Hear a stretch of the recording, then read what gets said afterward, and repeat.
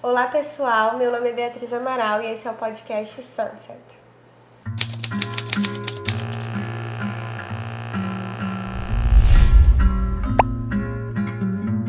Hoje nós estamos aqui com a Luísa, que é psicóloga, vai explicar um pouquinho pra gente sobre transtornos emocionais e muito mais. Oi Luísa, tudo Olá, bem? Muito tudo obrigada bem. pela sua presença. Tem como você explicar um pouquinho pra gente sobre a sua trajetória, o seu trabalho? Oi, Bia. Primeiramente, eu gostaria de agradecer pelo convite, né? Eu acho esse projeto maravilhoso, esse podcast Sunset. Vocês estão de parabéns. Então, eu me formei na Unir, né? Psicologia, e eu fiz em 6 anos, na verdade, por conta da pandemia, e a Unir teve todo aquele processo de não deram a notícia pra gente com relação a todo o momento em que as disciplinas não iam mais acontecer, então a gente ficou bem a Deus dará mesmo, né? A gente acabou fazendo em 6 anos o que era pra ser feito em 5, mas tudo bem, então aí... No final deu tudo certo. Eu tô fazendo atualmente uma especialização em psicologia clínica e eu trabalho também em uma clínica, aqui em Porto Velho mesmo, né? Eu atendo online também, de casa, só que eu também tô fazendo mestrado, muitas coisas, né? Tô fazendo mestrado na Unir também, na área de saúde e processos psicossociais.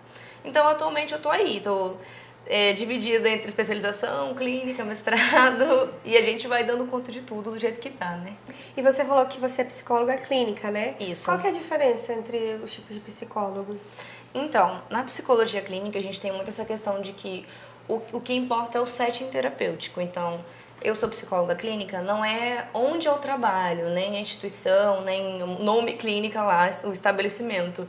O que importa é a forma como eu atuo. Então, essa questão da psicoterapia, de estamos aqui juntas conversando, eu sou sua psicóloga, você é minha cliente, eu faço intervenções e da próxima semana a gente continua. Isso é bem característico da psicologia clínica, a psicoterapia clássica mesmo.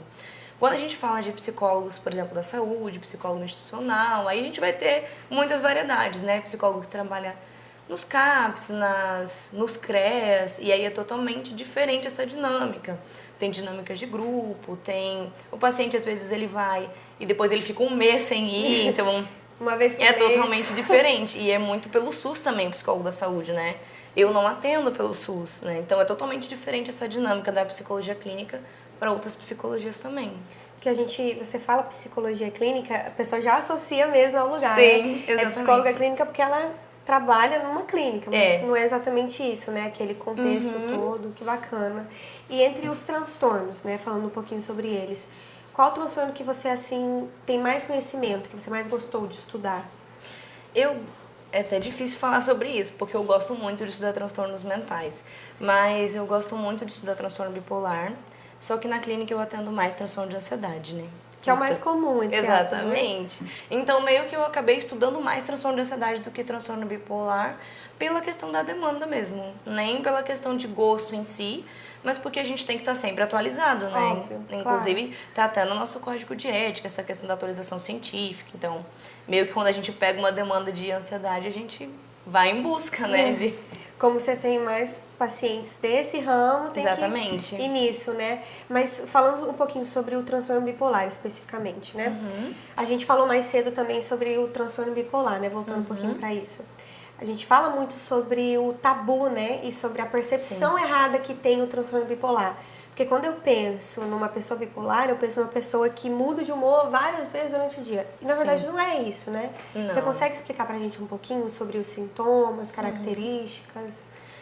Na verdade, Bia, as pessoas têm uma visão um pouco, não vou nem dizer preconceituosa, porque na verdade falta muita informação, né? Então, quando a gente não tem muita informação, a gente realmente acaba entendendo de uma forma que não é a correta. Essa questão de variar o humor várias vezes durante o dia, primeiro que você ter uma variação de humor é super normal, né? Qualquer pessoa tem variação de humor. Às vezes eu tô aqui tranquila, acontece alguma coisa, obviamente isso vai me deixar mal. Se acontecer alguma coisa negativa na minha vida, eu vou ficar mal. Mas a questão do transtorno bipolar não é exatamente assim. Primeiro que no transtorno bipolar ele é bem orgânico. Então, eu costumo usar uma frase que é até engraçada, o bipolar ele tem uma estabilidade dentro da instabilidade dele. É mais ou menos assim, eu começo ciclando, eu tô numa fase depressiva, por exemplo. E aí eu fico durante muito tempo nessa fase depressiva, por exemplo, 1 semana, 2 semanas, E aí, de repente, eu entro numa fase de mania ou hipomania, né? O que seria? Explica um pouquinho pra gente o que seria hipomania e mania. Porque tem diferença entre as duas, né? Tem diferença. Eu não sei se você já ouviu falar que tem transtorno bipolar tipo 1 e transtorno bipolar tipo 2. Sim, de acordo com o DSM, isso, né? Isso, de acordo com o DSM. O transtorno bipolar tipo 1 é o que tem a mania, que a gente chama de mania clássica, né? Então, a pessoa, ela entra num estado de muita agitação, hipervigilância, não consegue dormir mais que 3 horas por noite.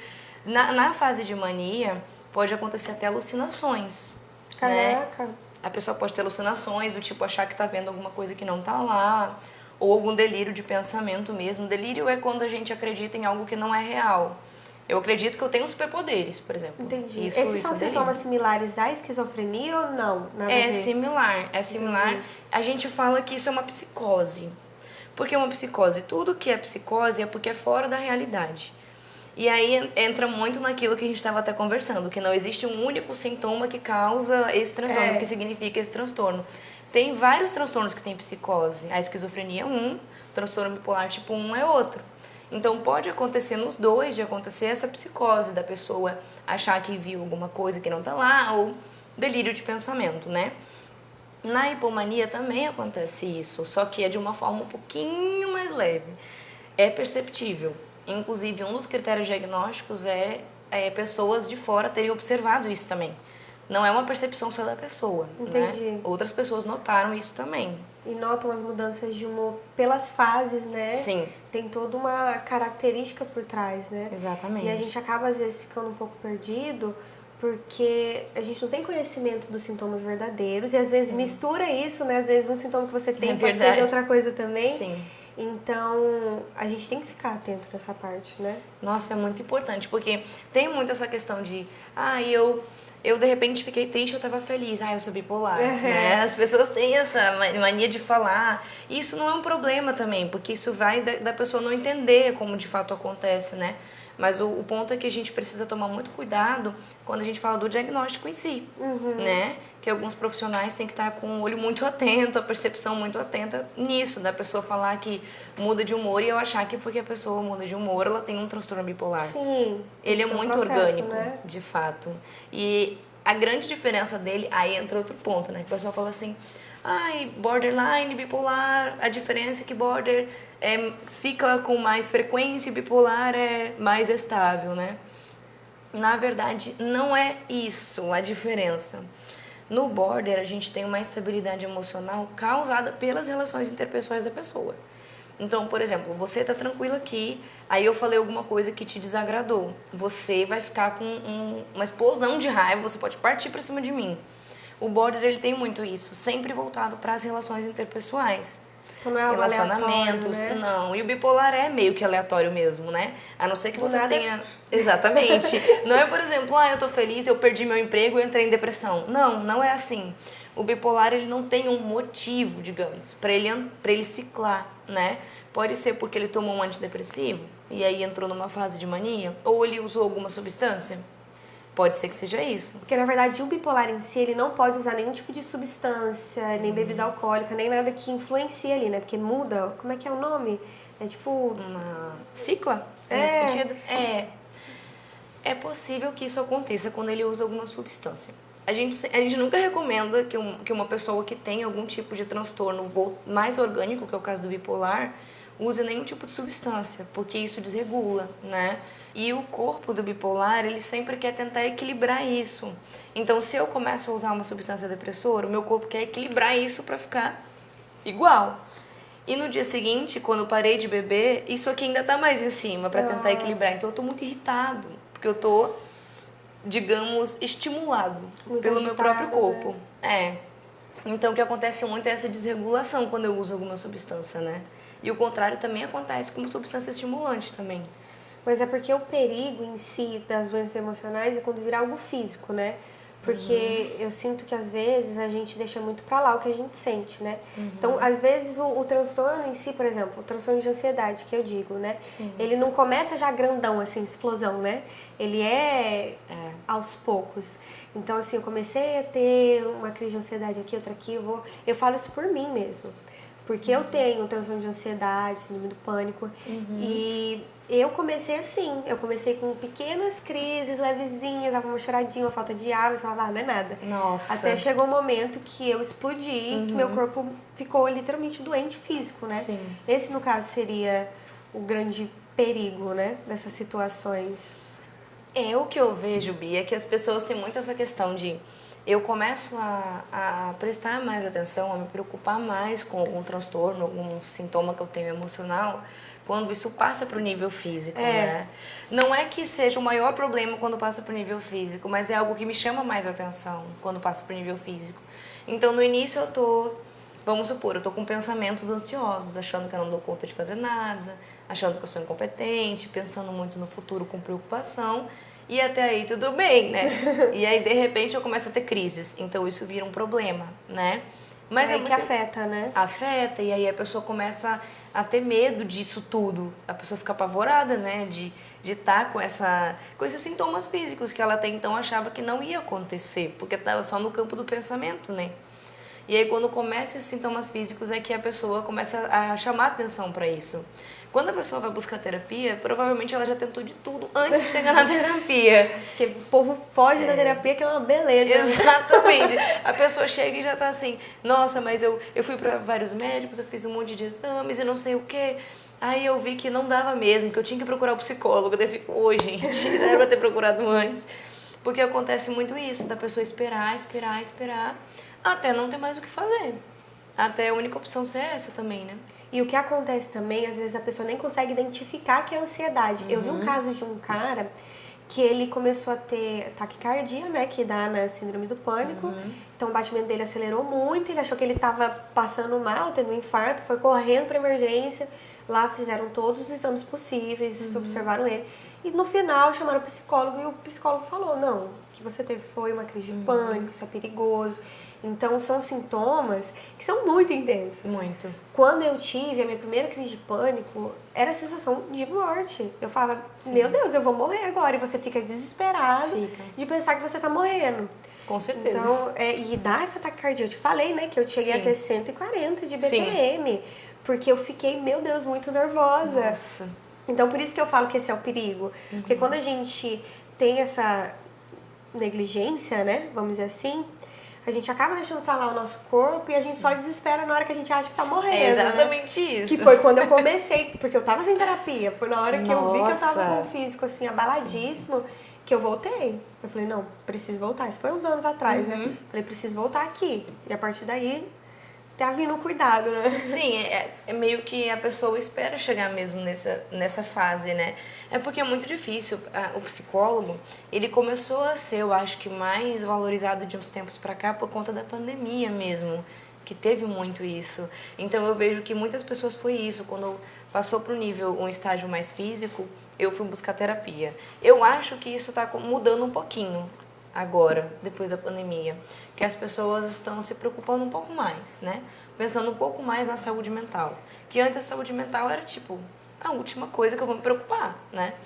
E ainda tem outro ponto importante. A gente vive num país muito social e economicamente bem complicado, né? Então imagina, se você for montar uma pirâmide, a saúde mental ela tá no topo. Então se eu não tenho o que comer, se eu não tenho o que vestir, né?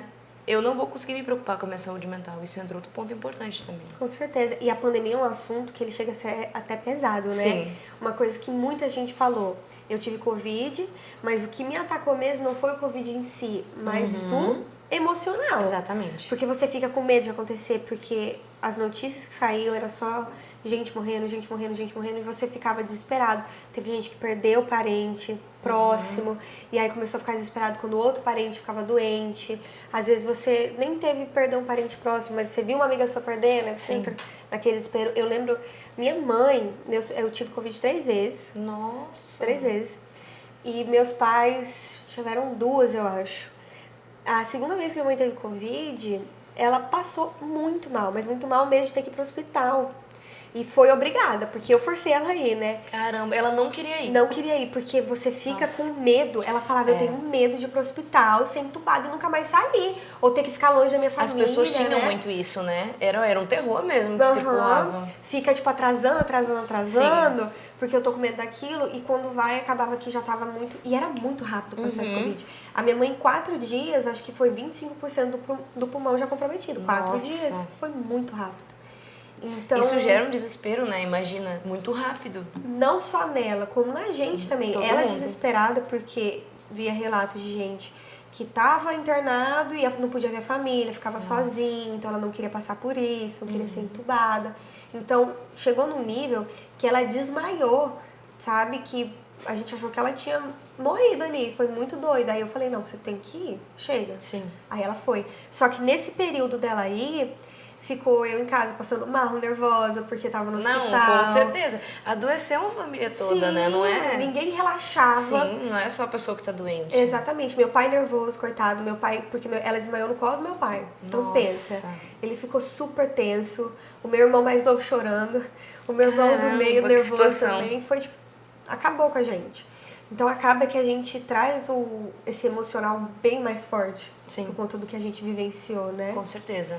E você tá tratando muito paciente que traz isso também, não é? Então, na época que tava mais na pandemia mesmo, a demanda que a gente mais recebia era essa.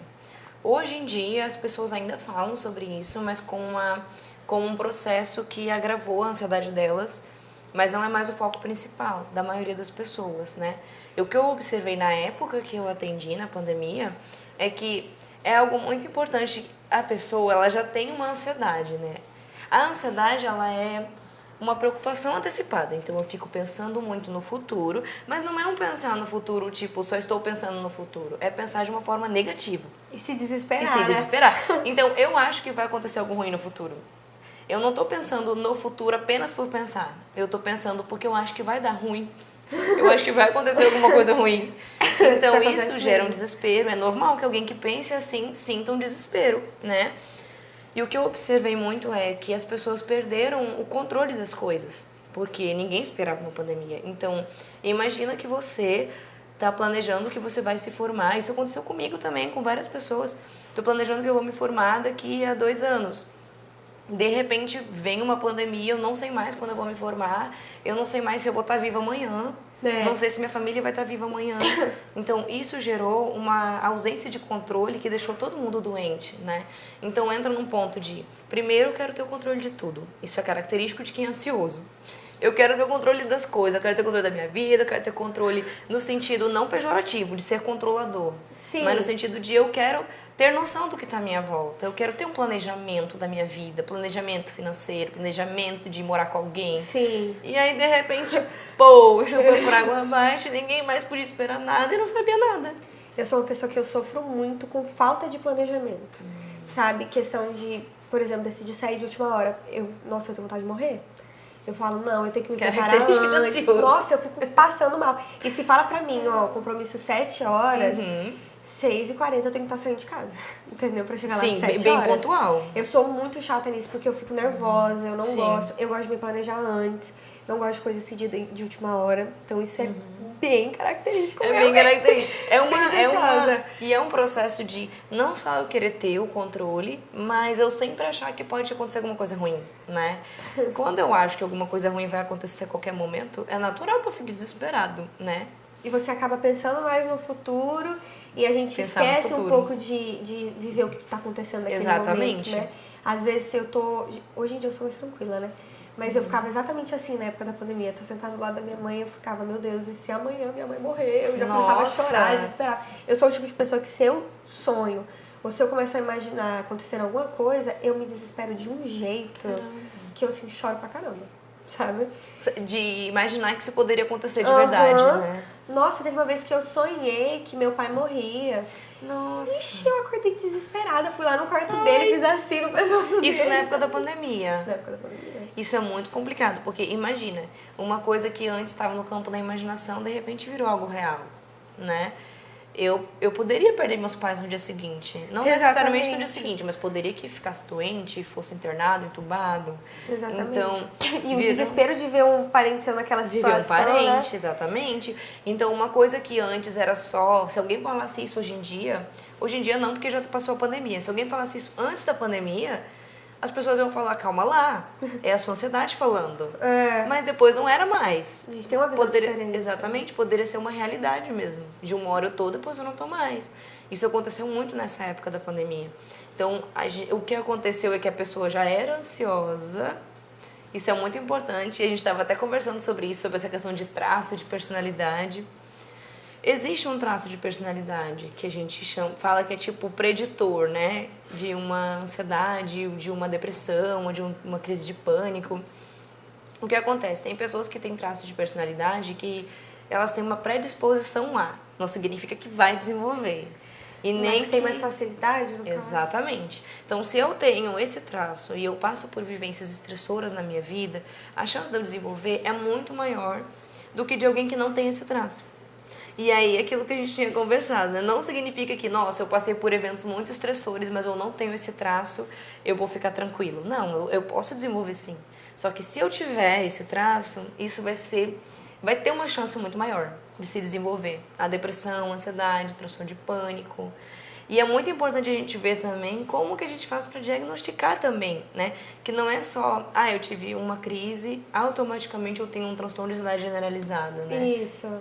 É legal isso. No contexto, né? Tem que olhar também o histórico familiar, Sim. que a gente conversou mais cedo, porque muitas doenças emocionais são genéticas, né? Exatamente. Aí vai pulando. Então, uma coisa que é bem necessária a gente verificar isso também, né? Sim. O que eu sinto em questão da pandemia é exatamente o que você falou. As pessoas já eram ansiosas, as pessoas já tinham algum transtorno, só que às vezes não era tão forte, ou às vezes a pessoa ainda não tinha percebido. Sim. Só que eu sinto que a pandemia foi uma gota d'água no copo de pessoas que já estavam transbordando há muito Com tempo, certeza. né? Então foi um momento que a coisa realmente apertou, né? Porque, uma doença física que abala o emocional.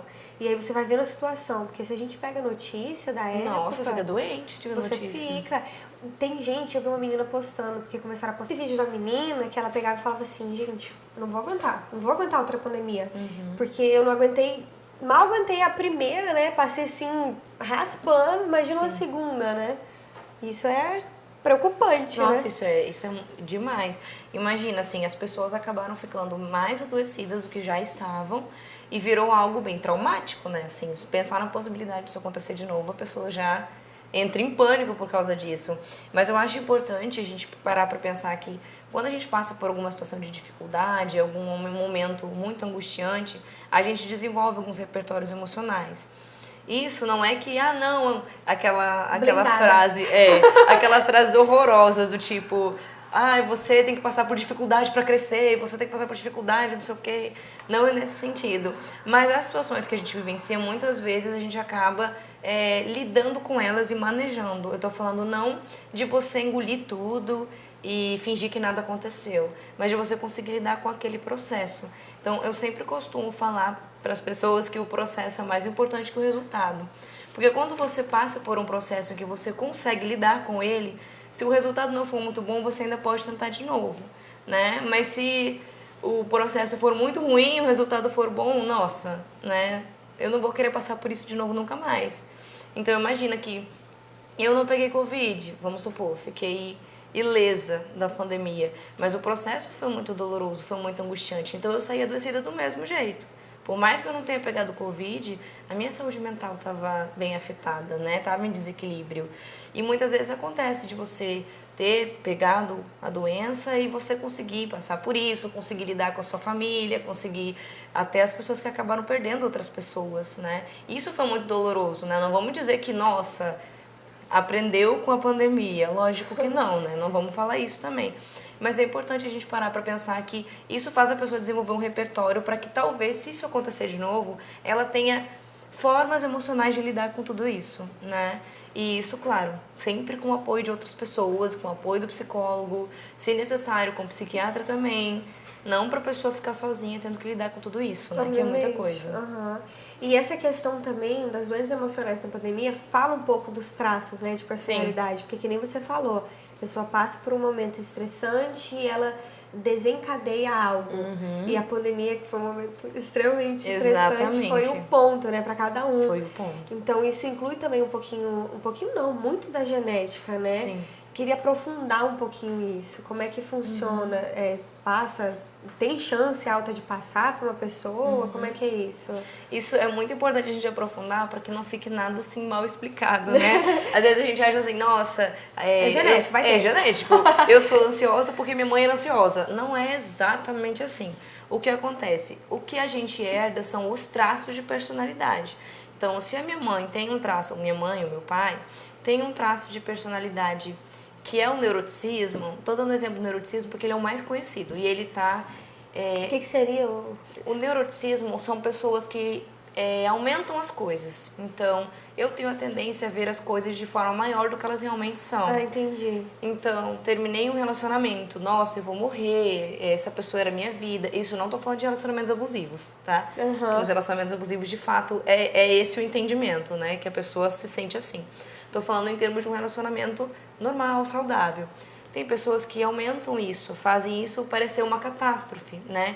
Isso é natural do traço de personalidade da pessoa. Tem pessoas que não são assim. Você já deve ter percebido que tem gente que se afeta muito com os acontecimentos e outras pessoas que parece que não estão se incomodando tanto com coisas que acontecem na vida delas. Eu não estou falando de apatia, né? Que é totalmente diferente. Mas acontece muito isso, da pessoa acabar ficando muito nervosa, acabar intensificando as coisas. E além de tudo isso, eu começo a ver as coisas de forma mais negativa também. Então, eu fui para uma festa. A festa foi muito divertida, mas aconteceu uma coisinha lá que eu não gostei. Eu já começo a achar que aquela festa foi horrível. Entendeu? Então, se eu faço isso com tudo que acontece na minha vida, a minha chance de desenvolver depressão, ansiedade, crise de pânico é muito maior.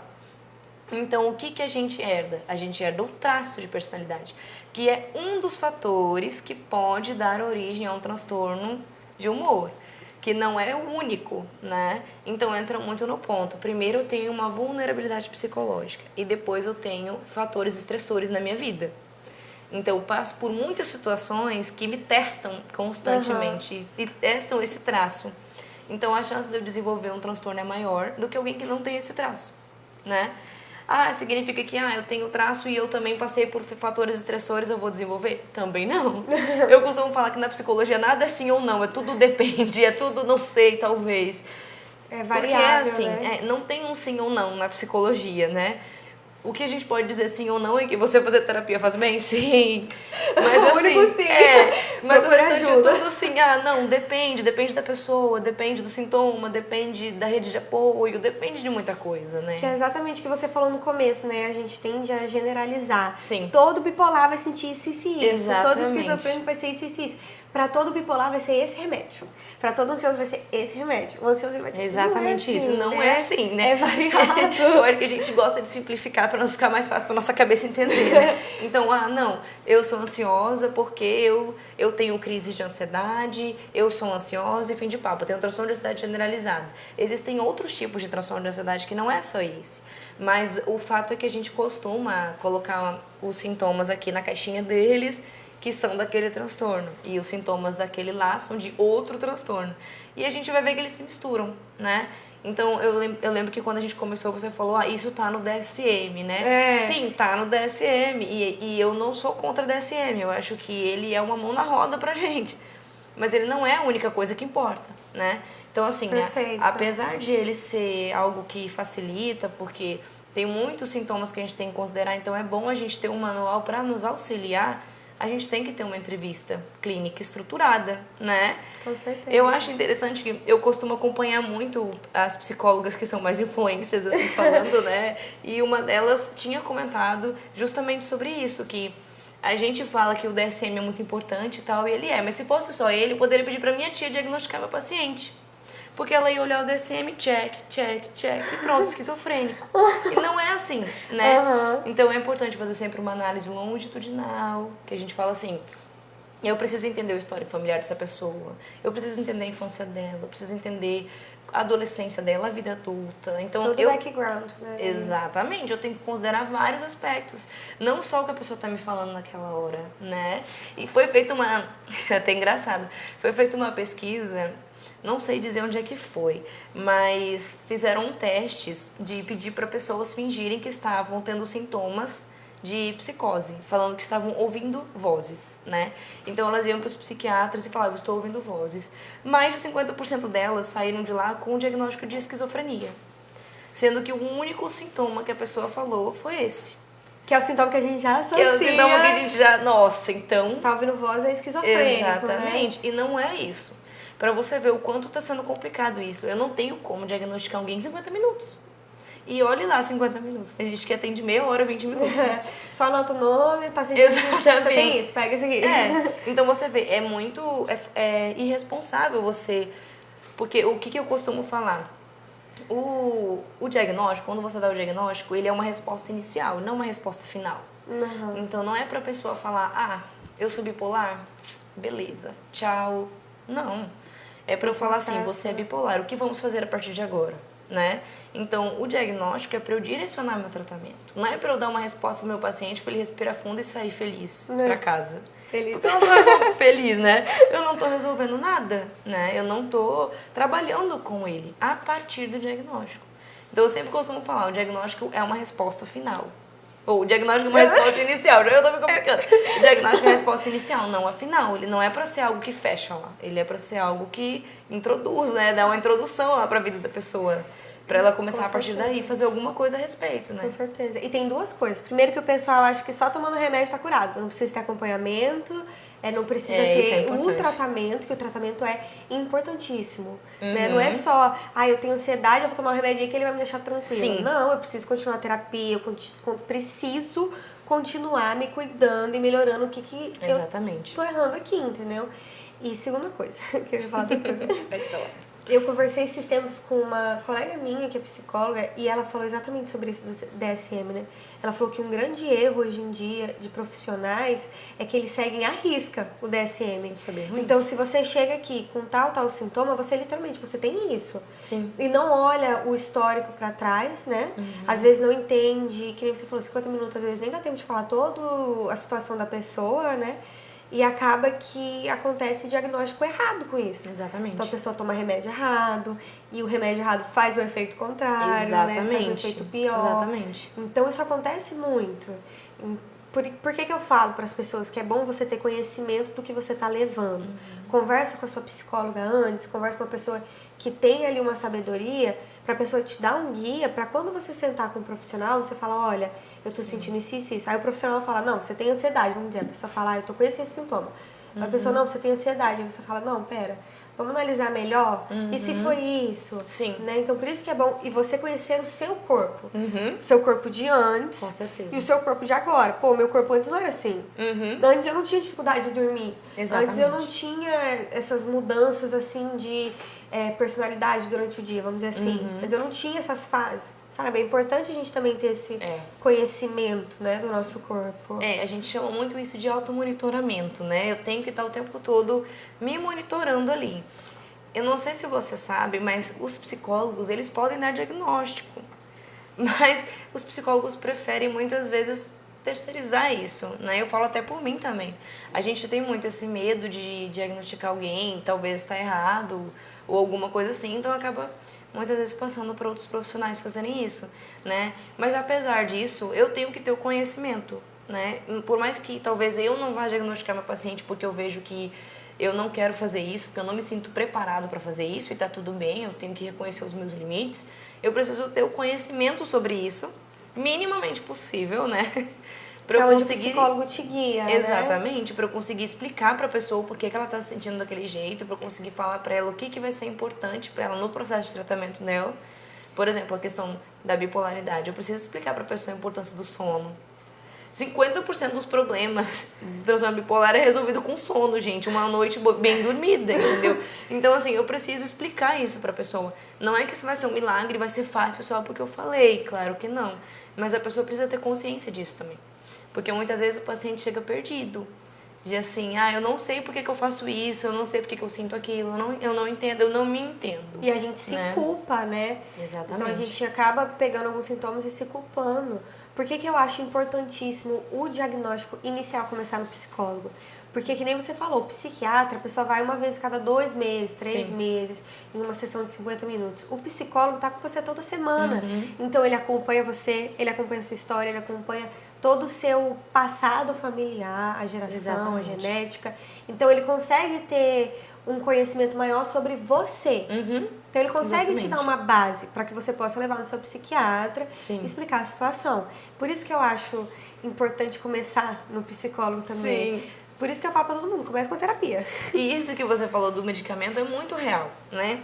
As pessoas estão indo no psiquiatra, tomando a medicação e às vezes acham que é só isso, né? Isso tem que ser uma coisa muito bem explicada para as pessoas, porque elas sentem uma melhora com a medicação, né? Então é normal que quando você sente que está melhorando, você acha que já está bom. Só que o fato é que a medicação vai atuar no sintoma, não na causa, né? Então, se eu tenho depressão, a medicação muitas vezes vai me ajudar. Não são todos os casos que necessitam de medicação, que isso fique bem claro. Mas tem alguns casos que é necessário. E aí isso vai me ajudar a dormir melhor, vai me ajudar a ter um pouquinho mais de disposição. Isso, a medicação me ajuda. Mas o que me causou a depressão, né? Isso eu vou acabar aos poucos trabalhando em terapia. Né? E se não trabalha, depois volta, né? Também. Exatamente, a depressão ela é crônica muitas vezes. Tem tipos de depressão que elas de fato são crônicas. E é interessante também que ela tem um ciclo também, a depressão. Se a pessoa não chega ao ponto de atentar contra a própria vida ou ter algum tipo de ideação, a tendência é da depressão diminuir. Então eu começo ruim, eu vou piorando, até o momento que não consegue mais piorar, então a tendência é eu retornar ao meu estágio inicial.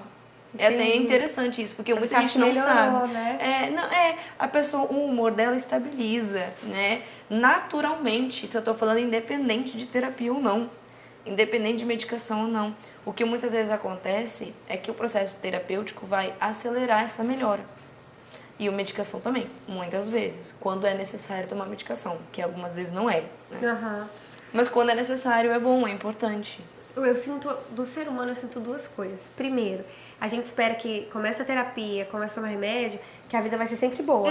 Pô, tô tomando remédio, olha, tô sempre feliz, tô sempre pra cima, o remédio tá me mantendo. E vai seguir assim, a gente esquece que a vida é altos e baixos. Uma hora você vai estar bem, outra hora você vai estar mal. Acontece. A gente quer que seja aquela linha reta de sempre feliz, né? Exatamente. E segunda coisa, a gente acaba negligenciando muito a nossa saúde de uma forma muito ruim. Sim. Né? Porque a gente acha que tudo vai funcionar com a gente e a gente acaba se frustrando porque não tá seguindo aquela linha reta. Criou muita expectativa, né? Criamos muita expectativa. Sim. E quando a gente negligencia, quando a gente acha que eu tô aqui tomando meu remédio, eu não preciso mais de terapia, eu tô bem. Né? A gente acha que a gente tá bem. A gente acha que, meu Deus, porque eu melhorei, eu não preciso mais de nada, eu tô curada, e a gente deixa pra lá. O que acontece? Sim. Volta em dobro. Eu falo que não é trabalhado, que é jogado pra debaixo do tapete, ele vai voltar pior. Sim. A gente tende a mascarar sentimentos. Quantas vezes eu não fiz isso? De estar assim, muito mal, eu tô chateada, aconteceu alguma coisa. A primeira vez que eu terminei o meu primeiro relacionamento, que foram várias indas e vindas, né? É bem conturbado, né? Bem conturbado.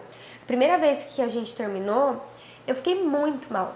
Só que eu não queria lidar. Eu falei assim, vixe, vou nem lidar com isso. Joguei pra debaixo do tapete, comecei a sair, curtir. Fiquei colocando coisa na minha cabeça, tô superada, tô bem, não quero mais relacionamento. Story pra lá, story pra cá. Tô solteira, e gente, façam perguntas, aquele negócio, mas a pessoa ficou solteira, sabe? Então, assim, eu mascarei o meu sentimento. O que aconteceu? Depois de um tempo, obviamente, meu sentimento voltou. Sim. Entendeu? Voltou toda aquela dor que eu tinha sentido. E o que eu fiz? Eu voltei pro erro. Eu voltei pro meu antigo relacionamento. Sim. Porque eu não lidei com a dor quando era pra lidar. Sim. O que eu falo para minhas amigas? O processo, que nem você falou, o processo é importantíssimo. Tem que doer muito. Até não doer mais. Sim. E você ficar mais forte, você saber lidar. Porque quando a gente sofre e passa, a gente entende que o tamanho da nossa força, exatamente, né? E a gente entende que o processo faz parte. Faz parte. Ele te fortalece. Exatamente. Né? O tempo, a gente fala que o tempo cura tudo. Não é o tempo. é você. Exatamente. Porque pode ser passar 2, 3 anos, se você não tá se cuidando, o tempo não vai pra nada. É exatamente isso. É muito importante, porque você falou algo importante, principalmente com relacionamentos muito instáveis, né? A tendência é de você retornar para aquele relacionamento. Isso faz parte do relacionamento que é muito instável, idas e vindas. Alguma hora você vai voltar de novo para aquela pessoa, até você conseguir entender e trabalhar isso emocionalmente, principalmente, que você não precisa daquela pessoa. Você falou uma coisa importante sobre eu começar a me sentir melhor e aí eu paro o tratamento. Isso acontece muito, e aí eu lembrei que a gente falou do transtorno bipolar. No transtorno bipolar, nas fases de mania e hipomania, isso é o que mais acontece. Porque a pessoa tá depressiva, ela vai buscar ajuda, né? Porque ela sabe que ela não tá bem. Então ela tá mal, ela tá muitas vezes com ideação, ela tá se sentindo mal com ela mesma, com as pessoas, não quer fazer nada, ela vai buscar ajuda. Ela começa a se sentir melhor, ela cicla.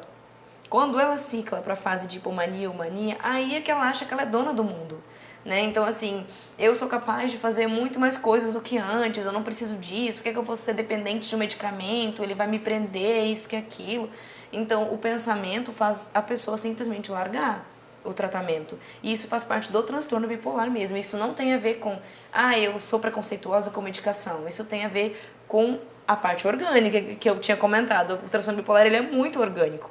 Então, a partir do momento que eu me sinto numa fase de hipomania ou mania que eu estou muito agitada, eu realmente entro em delírio muitas vezes de achar que eu tenho uma capacidade superior às outras pessoas. Pra que eu vou fazer uso de medicação, né? Se eu sou tipo a Mulher Maravilha. Então, assim, realmente faz parte do transtorno. Mas isso não só com bipolar. As pessoas ansiosas, as pessoas que têm fobia social, principalmente.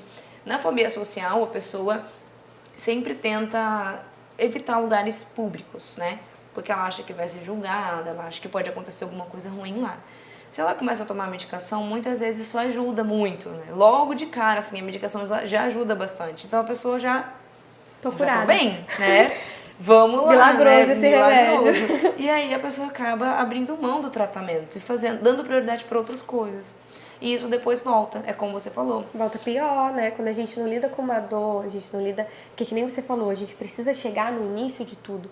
Eu não tive só depressão, teve uma causa. Sim. Então, se eu não trato aquela causa, ela vai voltar uma hora. Exatamente. E ela volta em dobro. As coisas, quando a gente não lida com algo, volta, entendeu? Volta. Tudo que é mal resolvido, volta. Exatamente. Então, a gente precisa ter essa consciência, né? Eu tenho um questionamento pra você. Alguns sintomas, por exemplo, de bipolaridade, envolve compulsão, né? Que você falou, hipomania, né? Às vezes a pessoa, não só dentro da bipolaridade, às vezes a pessoa vê o mundo de uma forma mais negativa, diminuir, pensar demais. Sim. Vamos dizer assim, um exemplo, compulsão por gastar. A pessoa gasta muito dinheiro, compra muita coisa. Sim. Você diria que essas características, elas são controláveis ou a pessoa realmente, enquanto ela não estiver tratando com, às vezes, remédio, às vezes terapia, ela realmente não consegue se conter, né? Como se virasse uma chavinha ali, a pessoa só faz e percebe depois que fez, no caso. Sim. Você fala assim, da pessoa fazer isso sozinha, por conta, sem nenhum tipo de acompanhamento. Isso. É bem complicado, porque quando a gente fala em compulsão, a gente naturalmente está falando de um comportamento incontrolável, né? Então, se eu não consigo controlar um comportamento que eu tenho, eu sozinho não vou conseguir fazer isso. Então, se eu tenho compulsão por comprar, se eu decidir simplesmente que eu não quero mais fazer isso, eu não vou conseguir fazer sozinho. Então, é muito importante ter acompanhamento, porque por conta eu não consigo fazer. E isso acontece muito no transtorno bipolar, essa compulsão por compra. E existe muito pessoas que são compradoras compulsivas sem ter transtorno bipolar, né? Sim. Que são comprador compulsivo separado, não necessariamente é uma pessoa com transtorno bipolar. Mas essa pessoa não vai dar conta de fazer isso sem ajuda, né? E isso eu não tô falando necessariamente de ter que tomar medicação, mas pelo menos de estar em acompanhamento psicoterapêutico, né? Que é essencial. Porque eu não consigo me livrar de algo que eu não tenho controle sozinho, né? Isso é muito, muito difícil mesmo. Não vou dizer que é impossível, porque é aquilo que eu te falei, o sim ou não, é difícil falar. Com certeza. Então não vou dizer que é impossível eu me livrar sozinho. Mas que a gente percebe que isso é muito, extremamente difícil, é mesmo, muito difícil. Eu vi um caso de uma mulher que ela tem transtorno de bipolaridade, né?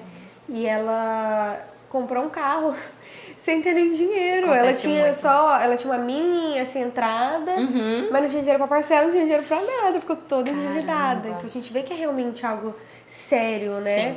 E o que acontece, que eu vejo muito, às vezes a pessoa vai num terapeuta esperando que a pessoa fale algo que ela vai querer ouvir, né? Isso é difícil. Mas tá tudo certo com você, vai dar tudo certo, isso não é nada não, você vai melhorar. Então, assim, a gente tende a largar a terapia porque eu não gostei do que o meu psicólogo me falou. Sim.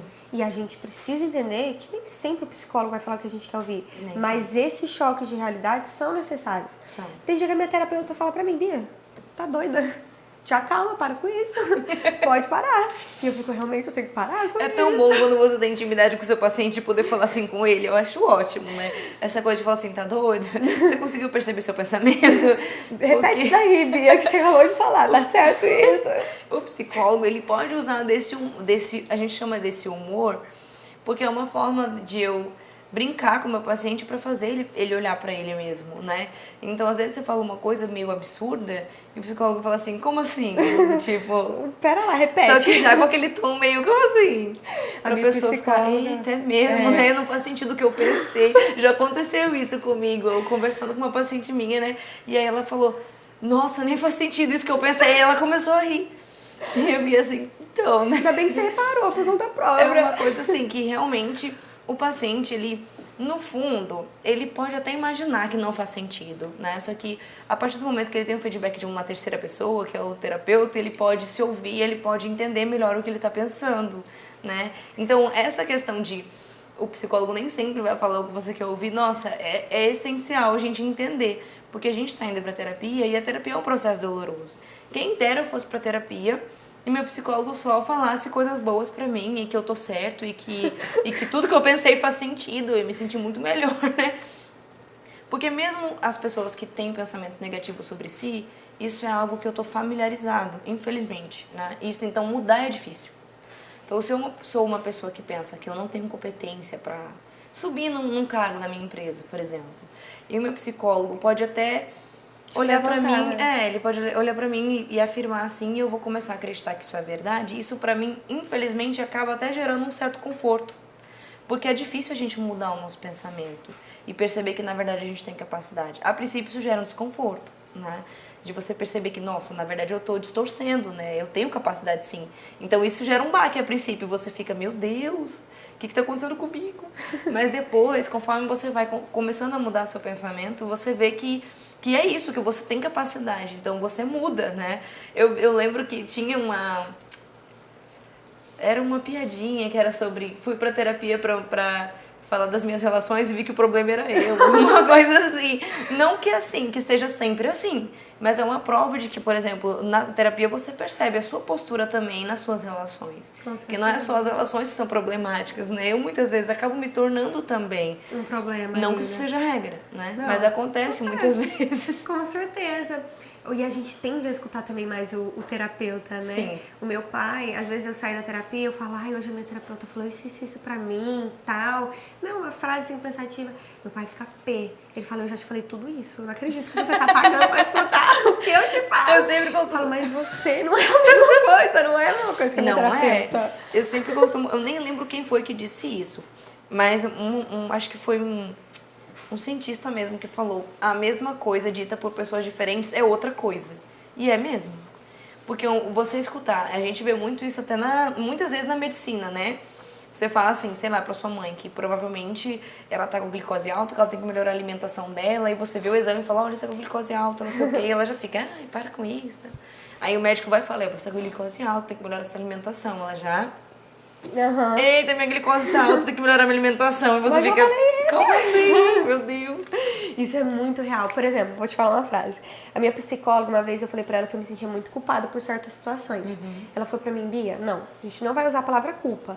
A gente vai usar a palavra responsabilidade. Porque quando a gente coloca que é culpa minha, a gente se coloca numa posição de vítima. E você ser vítima não é uma coisa boa. Porque você se enfraquece. Aí cheguei lá no meu pai toda animada, né, falando isso. Meu pai, mas eu te falei isso esses dias atrás. Eu falei exatamente isso pra você. Porque quando meu pai falou, eu fiz... Ai, pai, para deixa de ser leso.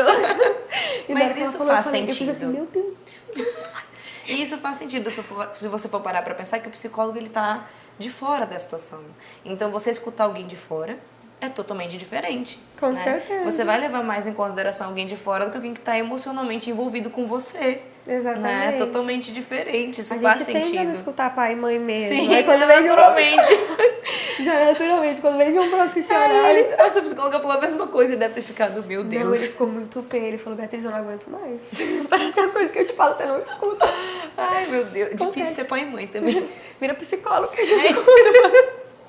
Brincadeira, gente, até parece. Nossa, que é assim, não. Né? Mas é algo que faz sentido. E essa questão que você falou da responsabilidade e da culpa é muito isso. Porque na culpa eu tenho muito uma emoção, um sentimento. Se colocar pra baixo, né? Quando eu falo da responsabilidade, tem a ver com o comportamento também. Então, eu fui responsável por aquilo que aconteceu. Então, eu tive alguma atitude que contribuiu para aquilo acontecer, né? Então, a gente faz muito exercício com os pacientes da torta da responsabilidade. Porque se a pessoa chega falando, meu Deus, eu falei isso para aquela pessoa, foi por isso que ela chegou na outra e deu tudo errado, e elas brigaram por minha causa, não sei o quê. E aí você vai fazer a torta da responsabilidade, assim, calma lá, quantas pessoas estão envolvidas nisso? Aí ela vai ver que tem, tipo, 10 pessoas envolvidas, por que você é a única responsável? Não é que você não seja, mas a sua parcela de responsabilidade muitas vezes é desse tamanho. E você faz parecer que é 100%. Exatamente. Então é só a questão de dividir a responsabilidade também, que é importante. Né? Isso eu achei muito legal. Uma amiga minha foi esses dias. A gente tende a falar, vamos fazer um exemplo de relacionamento. Aí o relacionamento acabou por culpa dessa pessoa. E na maioria das vezes não é. Cada um, claro, vai ter um que às vezes errou mais. Mas cada um tem uma porcentagem de culpa. Exatamente. Sabe? Não foi só um que fez. Não. Teve todo um processo pra chegar ali. Sabe? Então é importante a gente ver isso também. E outra coisa que eu acho muito importante a gente trazer é como a família influencia em como a gente fica, né? E como a família também fica mal por como a gente fica. Com certeza. Quando eu tive minhas crises de pânico, até então, o meu pai não levava a sério transtornos emocionais, né? Ele achava que era bobeira e tal, mas também vem de outra geração, a gente tenta entender. Quando ele viu como eu estava, nossa, eu vi meu pai mudar da água pro vinho. Então ele se modificou e aprendeu a lidar com os momentos. Hoje em dia o meu pai lida muito bem, sabe? É raro hoje em dia, mas pode acontecer de ter alguma crise. O meu pai, nossa, eu já liguei pro meu pai saiu do trabalho, veio pra casa, me acalmou. Então assim, acaba que a pessoa aprende a te ajudar, mas ela também sofre. Com certeza. Nossa, quando eu fico mal, assim, já aconteceu de ter uma crise bem forte, de não querer nem comer, minha mãe sofre muito. A minha mãe chorou uma vez para poder comer. Nossa. Então, como influencia os nossos familiares estando por perto e presenciando a situação que a gente passa, Com certeza. Né? É muito adoecedor para todo mundo que tá perto, né? Família, amigos, o suporte daquela pessoa acaba se afetando também, né? Eu sempre procuro falar que se você sente um afeto por aquela pessoa, isso vai te afetar, né? Se tem afeto, afeta. Então, se eu me importo com você, se eu me importo com a sua segurança, se eu me importo com a sua saúde, isso vai me afetar também, né? Independente de eu morar com você ou não, né? E depende do grau de vínculo que a gente tem. Então, é extremamente importante a gente considerar que a gente fala muito do cuidador de pessoas com deficiência, por exemplo, mas a gente fala pouco de pessoas com transtorno mental. Os cuidadores dessas pessoas, né? Que é muito difícil também você passar por isso. Ideal seria essa família toda, ou todo mundo que mora perto ou que está junto com aquela pessoa fizesse terapia, né? Mas a gente sabe que não é a realidade. Não é a realidade, mas seria o ideal se todo mundo conseguisse se envolver naquilo, né? Com certeza. Eu vi uma mãe de autista fazendo um vídeo no TikTok. E ela chorando, falando como é difícil pra ela, porque a filha dela é pequena. Então, assim, às vezes a filha dela tem uma crise, começa a bater, começa a gritar. Como é difícil pra ela conseguir lidar. Porque a pessoa, quando ela lida com alguém que tem algum transtorno emocional, né? Ela precisa ter paciência naquele momento. Sim. Porque gritar, você diminuir, você fechar, para com isso não ajuda, isso muito pelo contrário, vai piorar. Sim. É a mesma coisa, eu falo, quando a gente tinha alguns alunos autistas, no meio de uma crise, não tem o que você fazer. Você tem que deixar o aluno liberar tudo e se acalmar. Quando ele se acalma, você dá um suporte. Né? A mesma coisa para vários outros